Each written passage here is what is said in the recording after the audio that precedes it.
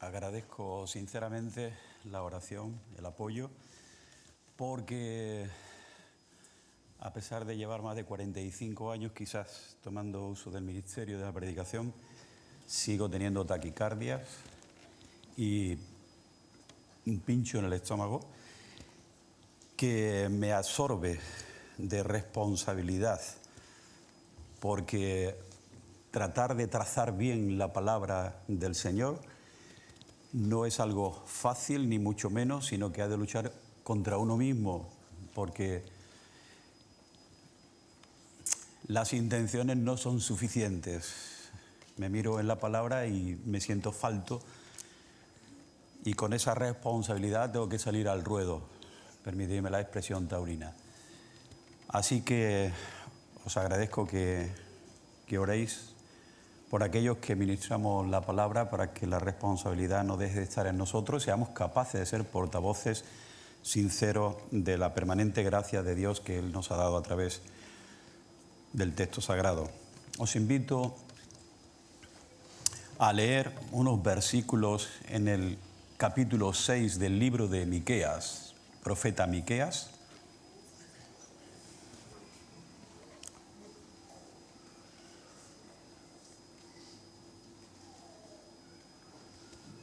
Capítulo 6,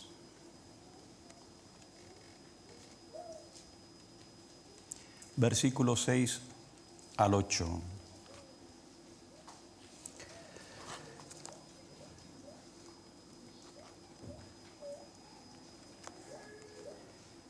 ¿Con qué me presentaré al Señor y me postraré ante el Dios de lo alto?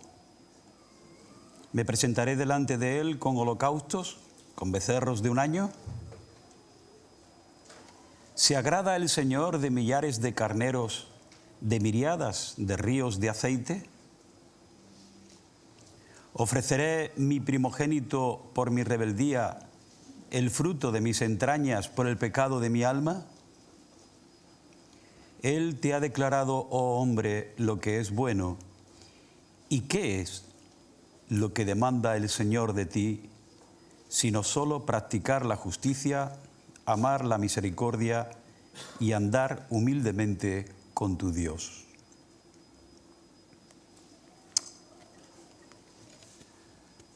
Este pasaje del profeta Miqueas, en su contexto, hay que leerlo para darnos cuenta cuál era la motivación que Dios tenía de inspirar a su siervo para hablarle a su pueblo. Nos lleva al momento en que el Altísimo demanda una vez más la atención de su pueblo.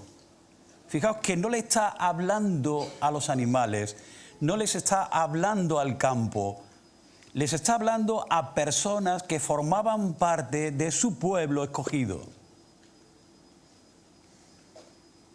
No le está hablando a un colectivo al que no conoce, ni le está hablando a un pueblo que no conoce a Dios.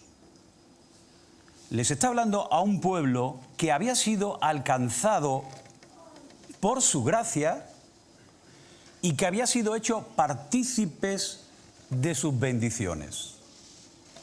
Dios está estableciendo pleito contra su pueblo, porque habían llegado a un extremo que nunca podríamos haber considerado.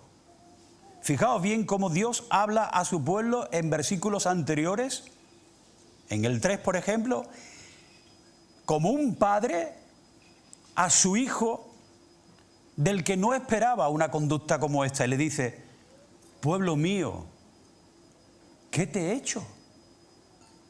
¿Qué te he hecho?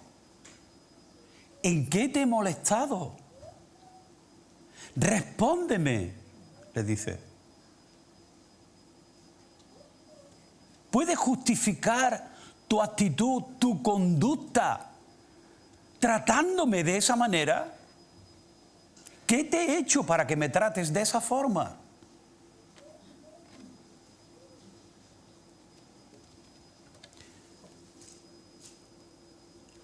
En el capítulo 2, versículo 7 en adelante, dice el Señor estas palabras: No se dice, oh casa de Jacob, le está hablando a Israel. No se dice entre vosotros esto. Es impaciente el Espíritu del Señor. Es decir, que el comentario que corría era que Dios se mostraba impaciente, no tenía paciencia para esperar que su pueblo reaccionara de manera positiva y en santidad. Acusaban a Dios de ser impaciente. ¿Son estas sus obras? ¿Esa es la manera de actuar de Dios?, decían ellos. Y Dios responde, ¿no hacen bien mis palabras al que camina rectamente? Hace poco, dice Dios, mi pueblo se ha levantado como enemigo. De sobre las vestiduras arrebatáis el manto a los que pasan confiados, a los que vuelven de la guerra. Es decir, se ensañaban contra los necesitados de su pueblo. Faltaba misericordia. Dice más, a las mujeres de mi pueblo arrojáis de la casa de sus delicias. Los maridos repudiaban de forma casi unánime a sus mujeres, con las que habían jurado pacto de fidelidad. De sus hijos arrebatáis mi gloria para siempre. Es decir, estáis dando un testimonio fatal a la nueva generación detrás vuestra, lo cual va a hacer que esos hijos, esos niños de hoy, sean hombres del mañana que me olvidarán, que no verán fruto en vosotros. Levantaos y marchad, pues este no es lugar de descanso por la impureza que trae destrucción, destrucción dolorosa. Palabras duras, ¿verdad? Nos sorprende que Dios hable así a su pueblo. Hermanos, el pueblo acusa a Dios de ser impaciente para después de tanto tiempo, de tantos años de amonestación y disciplina, y demostrarse cruel al permitir el castigo infligido por los enemigos a causa de la actitud rebelde contra el mismo Dios por su violencia contra el prójimo, contra sus semejantes, tal como hemos visto en el texto que hemos dado lectura. En el fondo, este pueblo está tratando a Dios de intransigente, de exigirles todo sin haberles dado tiempo, irónicamente, a tomar conciencia de Dios y a poner a funcionar sus mandamientos y sus estatutos. Mayor cinismo es imposible.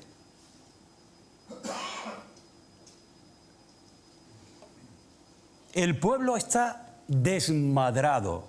El pueblo de Dios estaba desmadrado.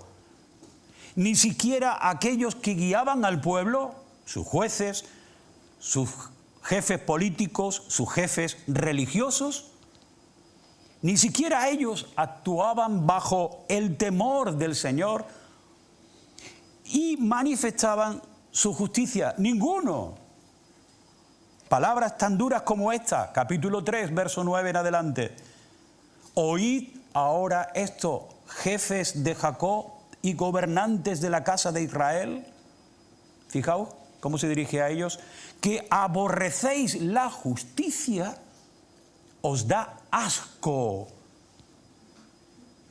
practicar la justicia y torcéis lo recto. Cambiáis la verdad por la mentira. Que edificáis a Sión, el monte sobre el cual se levantaba la casa de Dios. Además dice, la edificáis con sangre. Y a Jerusalén la edificáis con iniquidad. Los jefes, sus jefes, dice el Señor, juzgan por soborno. Es decir, cobrando dinero para satisfacerse a sí mismo, declarando bueno lo malo y lo malo bueno. Juzgáis por soborno, por dinero. sus sacerdotes enseñan por precio, sus profetas adivinan por dinero. Y además dice ya, lo que faltaba, el remate es este, y se apoyan en el Señor, diciendo, ¿no está el Señor en medio de nosotros? No vendrá sobre nosotros mal alguno. Somos el pueblo de Dios, podemos vivir tranquilo aunque hagamos el mal, aunque no haya justicia, aunque Dios esté enfadado con nosotros, en el fondo nos ama y nos perdona y nos tolera y nos bendice. Mentira. Pero eso es lo que le decían al pueblo. Y todo por la avaricia, por el deseo de engordar a costa de la delgadez de otros. Este mensaje es duro. El mensaje de Miqueas es un mensaje durísimo. Miqueas está denunciando a un pueblo cuyo sagrado privilegio era proclamar al mundo la santidad de Dios por medio de su propia santidad. No era una cuestión de palabras, era una cuestión de hechos. Esa tremenda responsabilidad que llega a los hijos de Dios es mostrar a Dios a través de las obras, a través de los hechos.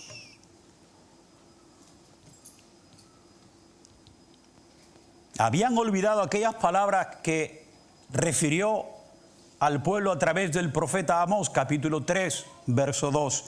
Solo a vosotros he escogido de todas las familias de la tierra. Solo a vosotros. ¿Habría familias honorables encima de la faz de este planeta?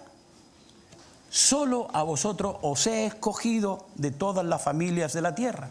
¿Y sabéis qué conlleva eso? Dice Dios, por eso os castigaré por todas vuestras iniquidades. Por eso. Porque siendo un pueblo privilegiado, habéis actuado peor que cualquier otro pueblo de la tierra. El enorme privilegio de ser escogido de entre todos los pueblos reportaba una exigencia divina para Israel de consecuencias muy duras, muy duras. Por eso os castigaré.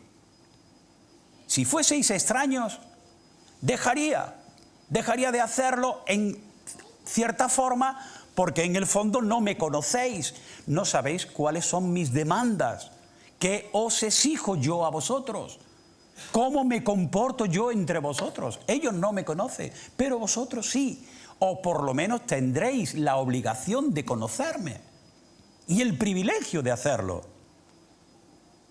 ¿Qué exigía Dios para tener que castigar a Israel? ¿Qué es lo que Dios exigía? Lo mismo que nos exige a nosotros, hermanos. Lo mismo que nos exige a nosotros. Pensáis, Juan está hablando hoy acerca de lo que pasó hace mucho tiempo y no tiene nada que ver con nosotros. Cuidado, porque las Escrituras nos advierten que todas estas cosas que pasó en el pueblo antiguo se escribieron para nuestra enseñanza, a fin de que no imitemos la conducta de aquellos que se convirtieron en rebeldes. Cuidado, porque creemos que somos mejores que ellos, porque creemos que somos perfectos. Cuidado, iglesia, cuidado.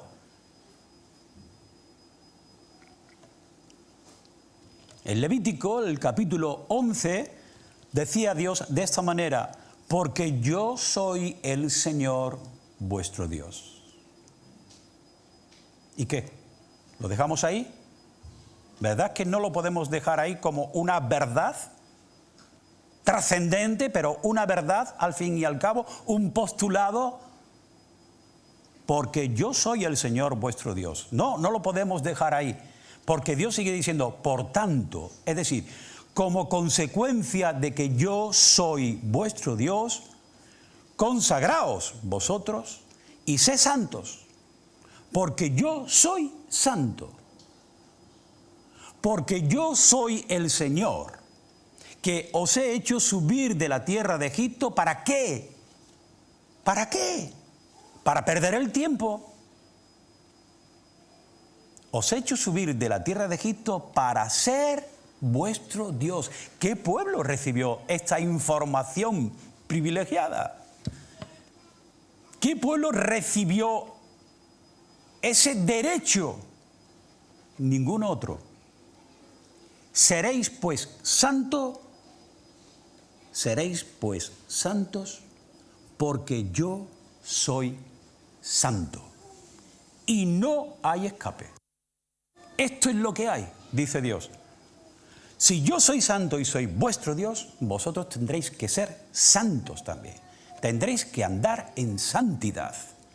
Esto es algo que para muchos cristianos en el día de hoy es algo desconocido. Se habla muy poco de la santidad porque el que lo enseña debe mirarse a sí mismo con una lupa así de grande antes de abrir su boca. Es verdad. Dios habló así a lo largo de las Escrituras y es el apóstol Pedro el que nos tiene que recordar en su primera carta que la Iglesia recibe el mismo llamamiento que Israel. Así pues, dice el Señor a través de Pedro, sed santos porque yo soy santo. Así que tenemos la misma obligación. Dios habló así una y otra vez, exigiendo una santidad consecuente con el llamado recibido, lo cual, como he dicho, no es exclusiva de Israel, ni muchísimo menos. El inmutable Dios que no cambia, sigue exigiendo hoy de su pueblo lo mismo que exigía a Israel entonces. Pero algunos aquí, o en otro momento y en otro lugar, me puede preguntar o me puede echar en cara lo que en muchos momentos he oído. Israel estaba bajo la ley y nosotros estamos bajo la gracia. Por tanto, aquellas palabras del viejo pacto no nos atañen.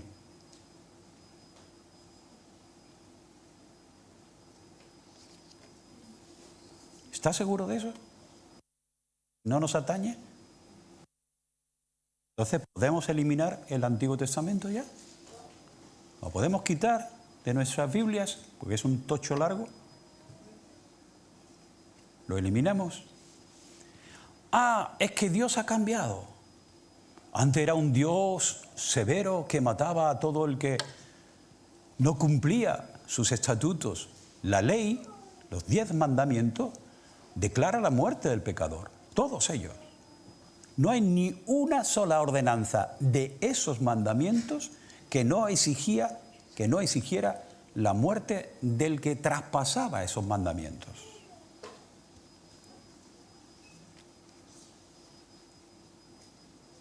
Es verdad que todo se arreglaba con sangre por medio de los sacrificios de animales, pero la muerte era inevitable para todo el transgresor.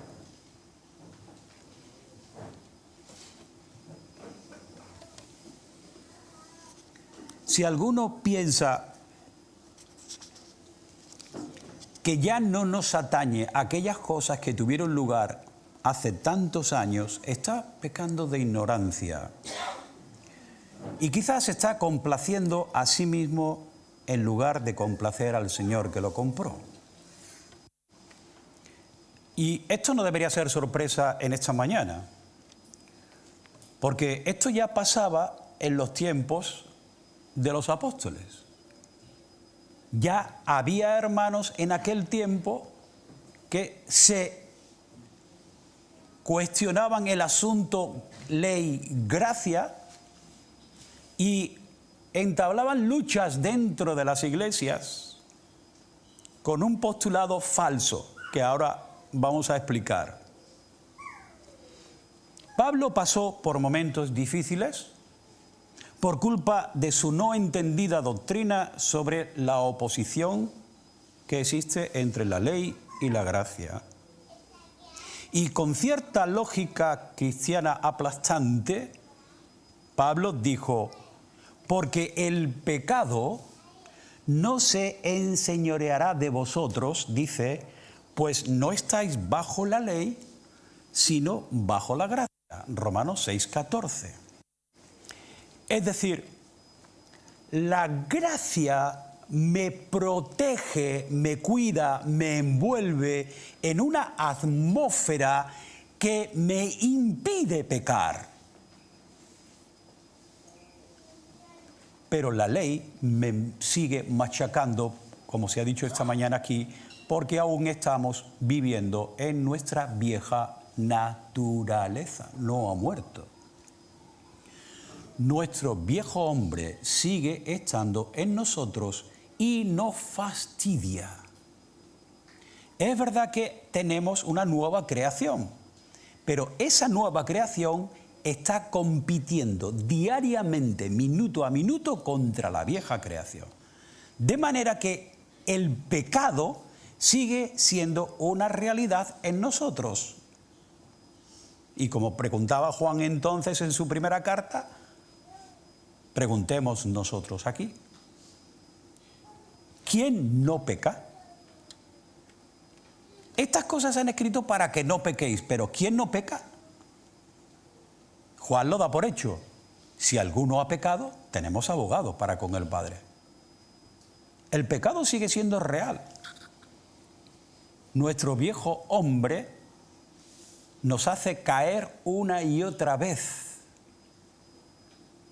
No nos miremos a nosotros como gente que ha triunfado y que ya por tanto no tiene ninguna necesidad de confesar sus pecados a Dios. Cuando hacemos eso, nos estamos mimando a nosotros mismos y dejando a un lado la autoridad de las Escrituras, porque nos complacemos en el pecado. Y eso ya no es bueno.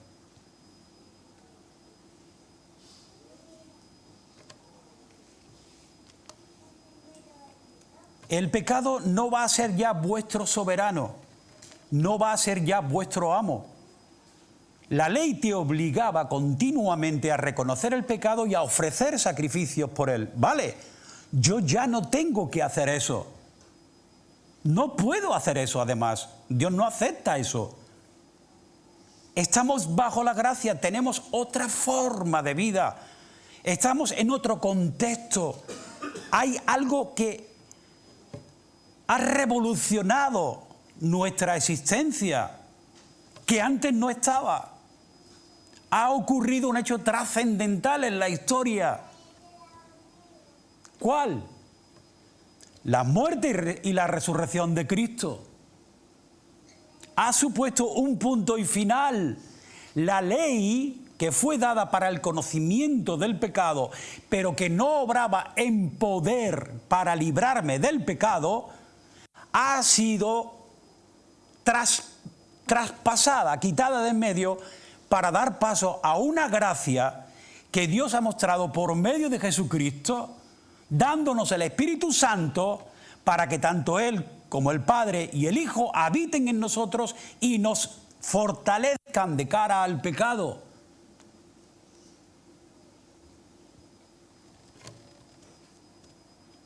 Y se nos da a entender por medio de Romanos 6:14 que he leído, que los cristianos por esa gracia deben vivir en plena libertad, sin sujeción al pecado, deben vivir, ya que Cristo los hizo libres por el poder de la resurrección para manifestar por sus vidas ese poder.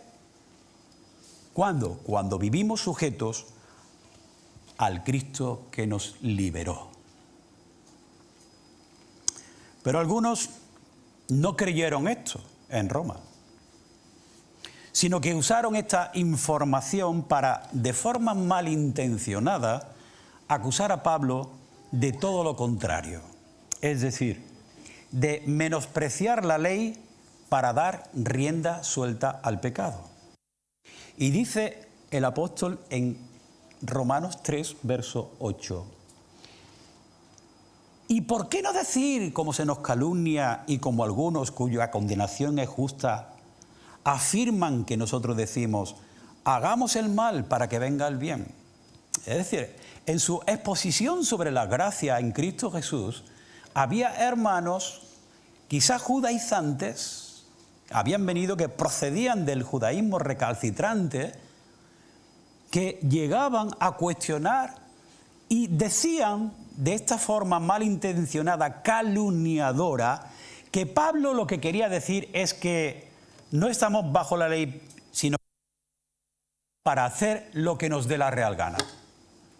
Y estos acusaban a Pablo de que su mensaje llevaba a una libertad que no tiene ningún sentido. Una libertad para pecar no es libertad. Pero esa era la calumnia que había contra Pablo y los suyos en la iglesia de Roma.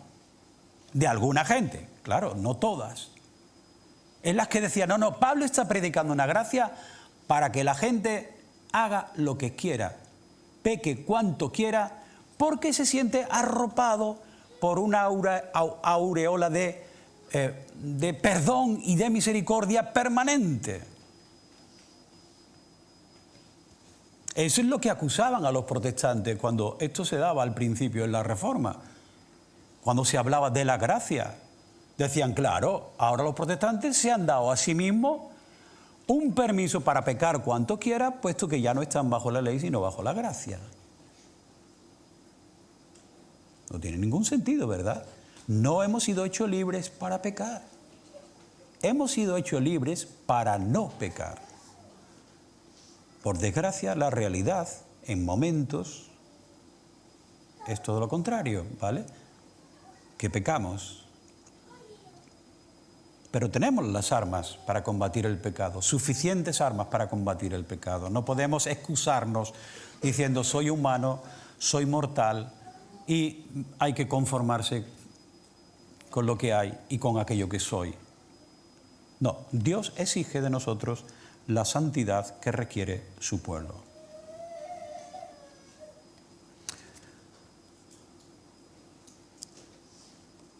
Es decir, aquella frase de hagamos mal para que venga bien, que aparece en el versículo 8 del capítulo 3 de Romanos, es lo que pasaba también en los tiempos proféticos cuando Jeremías, con distintas palabras, denunciaba esto mismo de los visionarios del pueblo antes de que Dios mandara destrucción. Decía así el profeta, Señor Dios, se echaba las manos a la cabeza, ay, Señor Dios, he aquí los profetas les dicen a la gente, no veréis espada ni tendréis hambre, sino que os daré paz verdadera en este lugar. Irónico, ¿verdad? Profetas que cobraban del pueblo para decirle al pueblo lo que el pueblo quería escuchar. Siendo mentira. Siendo que Dios no hablaba por ellos. Y siendo además que Dios pensaba hacer todo lo contrario de lo que ellos estaban diciendo que Dios haría. ¿Veis? No veréis espada, no tendréis hambre. ¿Y qué va a pasar? Dios os va a dar paz verdadera en este lugar. Bueno, justificar el pecado por medio de símbolos religiosos no era nada nuevo en Israel. Tenían el templo, decía, mientras el templo esté en pie, Dios está con nosotros. Pero el templo fue nada, ya se lo dijo Dios a Salomón. Hablaremos de eso en otro momento. El templo no era nada sin la presencia de Dios en medio de su pueblo. Y Dios dejó ese templo en la ruina y su presencia desapareció. Castigó duramente a su pueblo. Pero fijaos bien, cuando aún todavía no tenían templo, andaban con el tabernáculo, ellos pensaban, estamos rodeados de ejércitos filisteos, nos espera una gran batalla. Son muchos más que nosotros. Desde aquí se le escucha rugir. Daba miedo escuchar a los filisteos, a los miles y miles de filisteos que podían hacer papillas a Israel en un momento determinado. Pero ellos dijeron, bueno, somos el pueblo de Dios. Vivimos en las promesas de Dios. ¿Sabéis qué vamos a hacer?, dijeron los dirigentes de Israel en aquel tiempo. ¿Sabéis qué vamos a hacer? Vamos a ir a la batalla contra los filisteos, pero nos vamos a llevar el arca. El arca irá con nosotros. Así que tomaron el arca y marcharon contra los filisteos. Tomemos el arca del pacto del Señor para que Él nos libre del poder de nuestros enemigos. Primer libro de Samuel, capítulo 4, verso 4. Tomemos el arca. Y allá van en procesión con su arca, tocando trompetas, los sacerdotes presidiendo la comitiva, el pueblo detrás, avanzando en orden de batalla. Todo muy bien, todo muy bonito. Una gran parafernalia. ¿Qué pasó? ¿Qué pasó? Israel fue derrotado. El arca fue tomada. El gran sacerdote Elí, del susto que le dieron cuando le llegaron las noticias, se cayó y se desnucó. Una gran tragedia nacional. Y ellos dijeron: el Señor se ha ido. Y los filisteos engordaron de éxito. Y nos llevamos el arca para allá. ¿Veis? Símbolos, costumbres, tradiciones, liturgia. Al fin y al cabo, eso no es nada. De eso se han presumido los religiosos a lo largo de la historia. Nosotros no podemos ni debemos ampararnos en eso para contentar a Dios. La pregunta de Pablo en aquel texto de Romanos 6, verso 1, tiene que resonar muy fuerte en nuestra memoria, en nuestros corazones. ¿Continuaremos pecando para que la gracia abunde?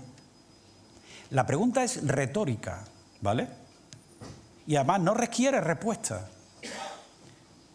Sería irónico pensar, ¿cuál será la respuesta? ¿Alguno ha pensado eso aquí hoy? ¿Qué respuesta es la que habría que darle a Pablo? Si él ha preguntado, ¿continuaremos pecando para que la gracia abunde? Cuanto más pequemos, más gracia tendremos. ¿Continuamos pecando? ¿Vale? Algunos quizás piensen en la pregunta, pero muchos quizás no pensamos en la respuesta. Y la respuesta del apóstol es esta: de ningún modo. Basta ya de ser niños. Basta ya de ser bebés espirituales. Basta de comportarnos como gente que aparentemente no conoce a Dios. De ninguna manera continuaremos pecando. Nosotros, dice Pablo, que hemos muerto al pecado, ¿cómo viviremos aún en el pecado? No es posible. O estoy con Dios o estoy contra Dios. No puedo estar dentro y fuera al mismo tiempo. ¿O no sabéis, le pregunta Pablo a los creyentes en Roma, o no sabéis que los que hemos sido bautizados en Cristo, sumergidos en Cristo, hemos sido bautizados en su muerte? ¿Es que no sabéis que hemos muerto al pecado? ¿Que mi vida ya no descansa en la práctica del pecado? Los creyentes ya fuimos bautizados en Cristo Jesús y en Él también morimos para siempre al dominio del pecado cuando Él murió, lo que necesariamente implica vivir en novedad de vida, pues también en Él hemos resucitado. En Él fuimos bautizados, en Él fuimos muertos y en Él fuimos resucitados. En la práctica, ¿qué significa esto, hermanos queridos, jóvenes y mayores? En la práctica esto significa ser liberados del pecado y apartados para Dios. Liberados del pecado y apartados para Dios. Es decir, tomar la dirección opuesta en la que íbamos. Y eso implica conversión, regeneración, consagración y santidad. ¿Os suenan estas cosas? Conversión, dar la media vuelta. Regeneración, nuevo nacimiento. Consagración, apartado para Dios. Y santidad, vivir bajo las demandas de Dios. Eso es cristianismo. Eso es la práctica del cristianismo. Desde entonces Dios nos trata como hijos y no como enemigos. Y así como trató a Israel con disciplina progresiva, agravada por la terquedad de su corazón, así también Él trata a sus hijos, a nosotros, a quienes se dirige en el capítulo 12 de la carta a los Hebreos, con estas palabras que toma prestadas del libro de Proverbios, capítulo 3, verso 12. Porque el Señor al que ama disciplina y azota a todo el que recibe por hijo. ¿Te tienes por hijo de Dios? ¿Te tienes por hija de Dios? Entonces tienes que estar preparado para recibir la corrección del Padre. Tenemos que estar preparados, porque Dios al que ama, corrige, disciplina. La lucha contra el pecado no terminó en la conversión y en la regeneración, no, ni mucho menos, sino que cada vez se vuelve más dura en el interminable proceso de la consagración y de la santidad que nos corresponde vivir como pueblo de Dios. Cada vez es más difícil luchar contra el pecado, aunque tengamos las armas necesarias para combatirlo. La disciplina y el azote, la enseñanza y el castigo son parte de un proceso formativo que tiene su origen y su ejecución en la Trinidad y por la Trinidad. Ellos son los tres en uno los que hacen posible que salgamos victoriosos. No es un asunto trivial, no es un asunto sin importancia que se pueda posponer a capricho. No. Dios tiene intereses de presente y de futuro para sus hijos. Si no, no sería padre. Y lo tiene tanto individual, de persona a persona, así como colectivo, como pueblo. Y eso no puede demorarse para tiempos mejores. Ya vendrán otros tiempos en los que pueda. No, es desde el momento en que me rindo a Dios. Depongo mis armas ante el Altísimo y pido que Él controle mi vida hasta el momento final. El dueño de la finca sembró las viñas para recibir el fruto en su tiempo, esperando que las uvas sean dulces y no agrias. Y para eso va a tener que despedregar la viña muchas veces y va a tener que podar los pámpanos muchas veces, lo cual es doloroso, pero muy, muy necesario. Nuestro cristianismo actual, hablo en términos generales, en una era de derechos, de comodidades, de libertad mal entendida y de ausencia de sacrificio porque ya apenas nos cuesta hacer algo, esa vida está sujeta a una serie de actos y normas que pueden llegar a agudizar la miopía espiritual de la mayoría, conformándose a ceremonias, ritos, simples, ceremonias y ritos que nos sumergen ¿en dónde? En la monotonía que en el Espíritu de Cristo no deberíamos estar haciendo, y yo me incluyo dentro de esto, no estoy exento de caer en lo mismo. Como antaño solemos presentarnos ante Dios llenos de canciones que hablan de buenas intenciones, de propósitos de enmienda, de sacrificios que apenas cuestan y de sonoras oraciones que causan emoción. Ya dejamos atrás los holocaustos, dejamos atrás las caras ofrendas, los millares de carneros, las miriadas de ríos de aceite, dejamos atrás el ofrecimiento del Hijo de nuestras entrañas por causa del pecado. Ya se quedó atrás. Pero hermanos, estos ofrecimientos sobran, porque Cristo con un solo sacrificio ha dejado resuelto el gran problema. No hace falta aquellas cosas. Eso era lo que tenían los adoradores de entonces. Millares de carneros, de ríos de aceite. Quiere decir, es una especie de exageración, ¿verdad? Pero los sacrificios eran continuos en la vida religiosa de Israel. Cada vez que pecaba yo tenía que ofrecer sacrificio a Dios por el pecado. Y eso era permanente de todas las personas. El aceite igualmente se derramaba a puñado. El grano se ofrecía. Ya no hace falta porque Cristo con un solo sacrificio ha hecho perfecto a aquellos que se presentan ante Dios.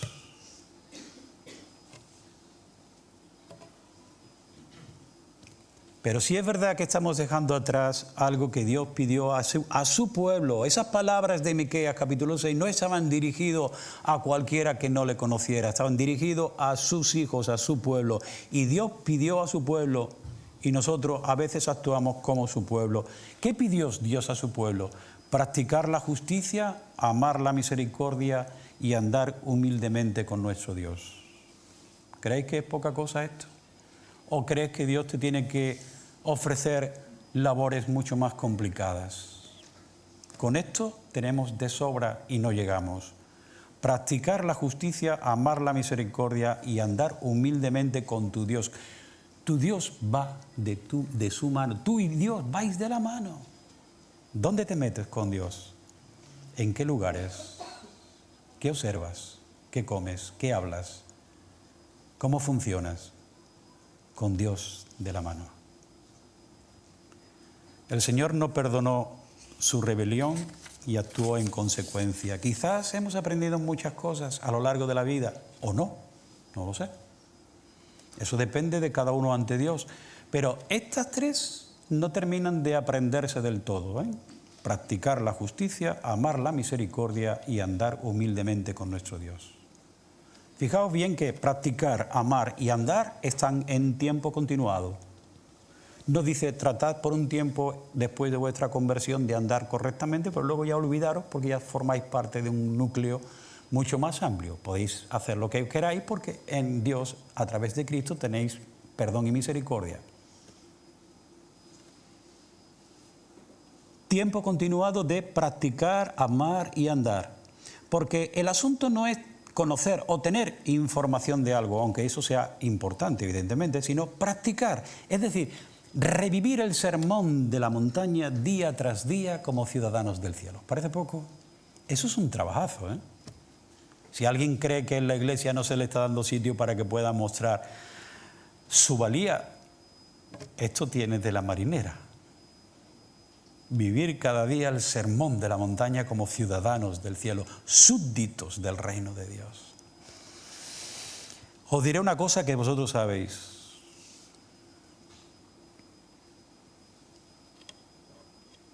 Lo mismo que la vida eterna con Dios no será un tópico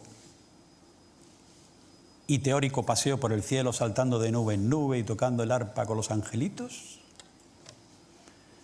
sino que será un continuo servicio de adoración y entrega a aquel que lo hizo posible por medio de la gloriosa muerte expiatoria de Cristo Jesús nuestro Señor y de su resurrección de entre los muertos. Así también ha de ser nuestra vida terrenal hasta el momento de ser llamados por el Señor. Hablábamos el otro día de que cuando el Señor venga hemos de estar viviendo y que nos coja así, de esa manera, una vida irreprensible, no digna de ser reprendida por el Señor. Dios no puede ser burlado.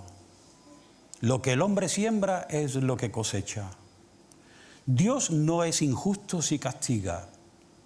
Dios es el santo que demanda santidad. Nuestra obligación y nuestro privilegio es aprender que la voluntad de Dios es agradable y perfecta y que vivir en esa voluntad debe ser nuestro culto racional. Es decir, el que corresponde a un pueblo escogido que conoce su nombre y lo invoca a través de una vida santa en medio de la oscuridad de aquellos que le rodean. Tenemos el sagrado deber, queridos hermanos, de conocer las Escrituras. Ellas nos hacen sabios para salvación y por ellas el Espíritu nos enseña, nos reprende, nos corrige y nos instruye en justicia. ¿Y todo para qué? Todo para que los hombres y las mujeres de Dios sean perfectos, es decir, estén completos. Sean hombres y mujeres completos en Cristo. Dejen de pecar y estén capacitados para obrar todas aquellas cosas que Él ha preparado, haciendo con ello prosperar el reino hasta la llegada en gloria del Rey de Reyes a esta tierra. ¿Qué ofreceremos al Señor? Termino con esto. Una rutinaria ceremonia semanal que supla la verdadera adoración, o una vida santa que muestre al mundo la gloria de Cristo mediante la práctica de la justicia, de la misericordia y de la humildad de vivir sujeto a Él y dependiente de Él. ¿Qué haremos? ¿Sumergirnos en la religión o sumergirnos en el Espíritu? Pues que el mismo Espíritu nos lo muestre cada día al andar con Él. Amén. Señor, te agradecemos que tu palabra siga viva. Ahí está. Y que sea eficaz para nosotros también, Señor. Porque tus demandas son hasta el fin. Tú no cambias. Tu palabra no pasa. Señor, tus exigencias para nosotros son exigencias de santidad y de consagración. Pero tú debes enseñarnos, Señor, muchas veces que a través de la disciplina, a través de la vara, Señor, pedimos tu misericordia para que esa vara y esa disciplina no nos hundan, sino que nos levanten. Bendice a tu pueblo aquí en Vida Abundante, Señor.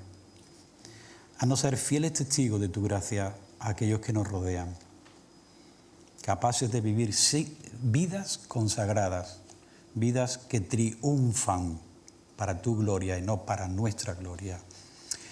Que así sea, en el nombre de Cristo. Amén.